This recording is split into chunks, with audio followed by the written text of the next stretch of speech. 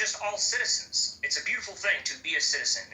And your country, the UK, you live under one of these tribal kings, and that is King Charles. That's the Angles and the Saxons have combined together, and they've dominated the Franks and the Visigoths and the Goths and all these other groups, and to combine and create one kingdom. That's what their purpose and goal is of Europe, is to create one dominant tribal kingdom above the other tribes of Europe, where America has the opposite goal, where none of the tribes should rule at all.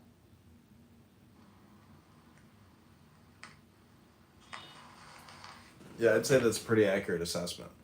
It's kind of wild to think that, that the king, it's amazing that there are still kings and queens out there that literally have the frame and the mindset that we are not just administrators of the state. We are the family that runs and rules this state. It's, in many ways, it's kind of like an amazing thing that the herd population surrenders its will to the will of a king and queen. It's pretty far out. I mean, the scariest part is, like the French Revolution, where they were able to knock a king down. The Bolsheviks were able to knock a king down. There's a bunch of kings that have fallen, and they've all been mostly absorbed into the House of Windsor now, where it's the UK king. But the reason they got knocked down is because they were not connected religiously to a faith structure. But that's the reason why King Charles, Queen Elizabeth, and the UK kingship continues to go, because they adopted themselves as the head of a church. Mm-hmm. So what we have seen is that these religious monarchies have become to exist. They have conformed religion to their existence alone, where for you to be a supporter of God, you have to support them as a king.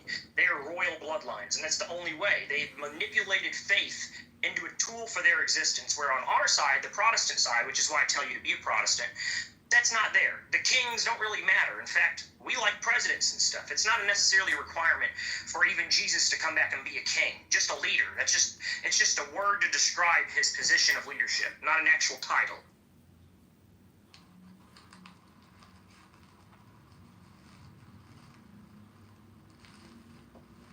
Well, anything else you want to say, Dr. Sparkles? Why are you calling me Dr. Sparkle? I don't know. Isn't your name Sparkly? Sparkly Seal. We're all doctors in here. That's the reason why he says that. By the way, we're not doctors, but we are doctors when we're in here.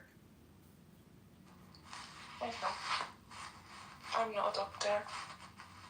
You are today, Dr. Sparkle. But you're still required to say you're not a doctor. Yes, correct. I'm not a medical doctor. However, I'm Dr. Brian, a fictional character in this room.